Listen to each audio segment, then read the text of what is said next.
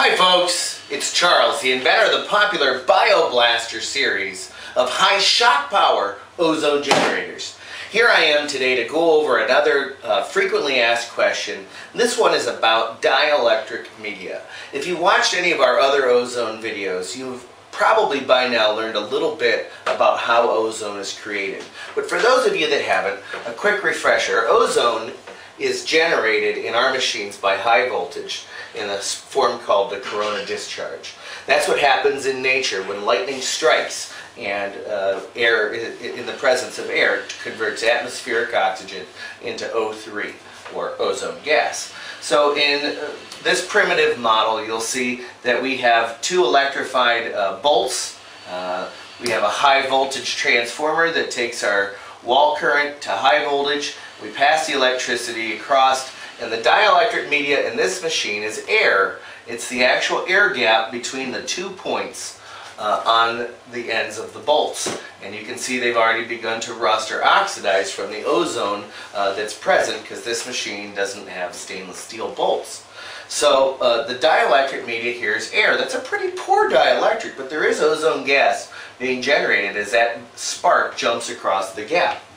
Another type of ozone dielectric media that some manufacturers are using is called mica. It's actually the first dielectric media that I used when we were hand building our generator cells. And the dielectric media of mica, it was built into this. This is one of our first ozone tunnels that we ever built in one of our first ozone generators. And it's something that we've definitely gone away from, and for a reason. Now, I have here a generator cell pack made by an online ozone company. And they talk about their generator pack being tough and durable, and it is relatively tough and pretty durable. And they talk about mica being a tough, flexible dielectric. The problem is mica is capable of being burned through, and that's what we discovered. I'll just take this apart and show you a piece of mica.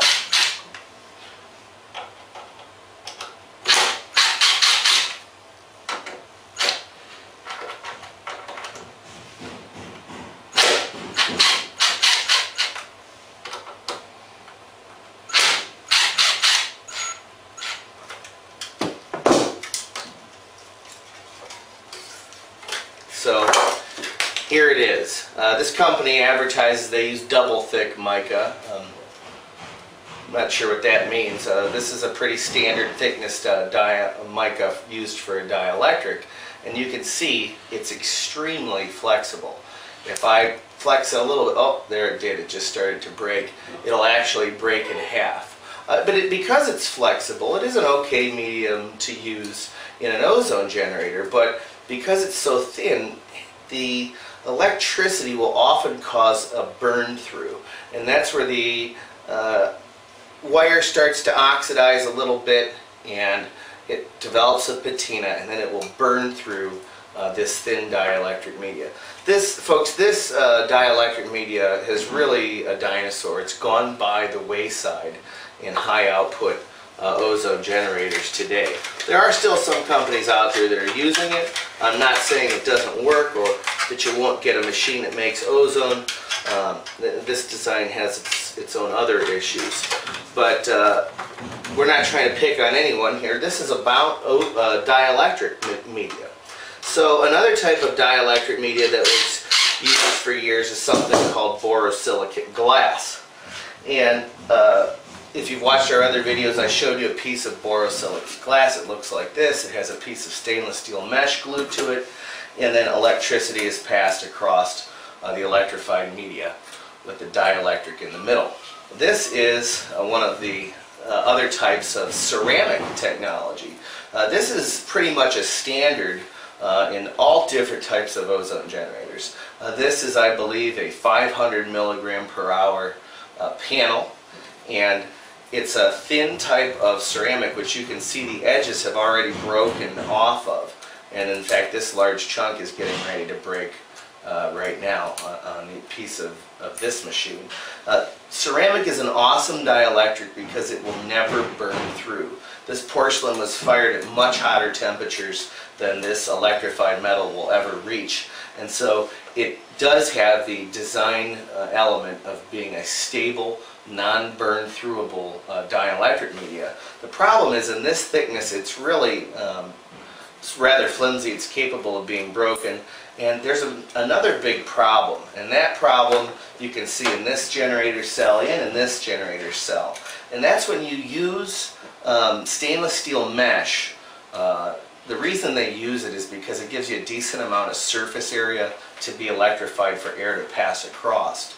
But the negatives to it are when you run your machine for a while, you're going to start to get carbon ghosting on the elements that are being electrified. And it's virtually impossible to get something inside these grooves all the way down and clean around the wires to build up that to stop the buildup on that carbon ghosting. So these types of plates have a very limited lifetime, hundreds of hours at a maximum. This type of a cell, you're looking in hundreds of hour range as well. And this is again one of our first ozone tunnels that used the mica technology.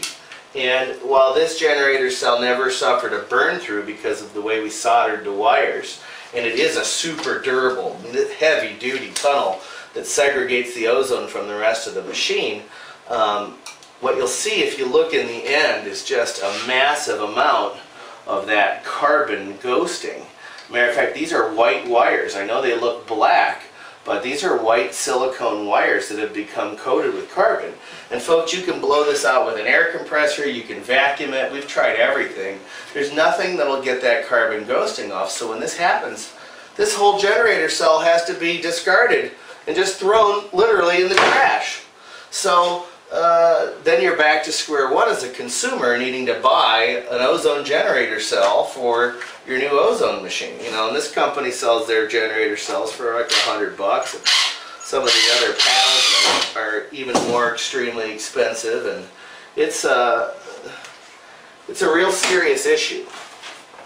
So in our machines, we elected for something a little better, something a little bit higher tech. We went for a very thick ceramic paddle that has printed nickel circuitry on the surface of it, and under a microscope this nickel has serrated edges, which makes for points of ozone gas generation all the way up and down. It has a far greater surface area than you'd imagine from looking at the comb type printing, and it also has a removable docking station, which means you can unplug this from your ozone generator if it goes bad, and you can clean it off. And because this is a completely, nearly two-dimensional plane, it's easy to take a cotton ball with alcohol and clean off that carbon ghosting. And then instead of having to throw the machine away, you just plug it right back in, and you're back in business. With our new longer life generator cells, these use the nickel tungsten, and it is again built into the super thick ceramic. Not this thin flimsy stuff that's going to break. This is thick porcelain. And it also has our docking station. So another superior advantage, we use the best dielectric media possible. What's up with mica? It's a dinosaur. Don't even consider buying an ozone generator that still uses that stuff. Don't take my word for it, folks. Buy one of our awesome, rugged, high-power shock treatment machines today and prove it to yourself.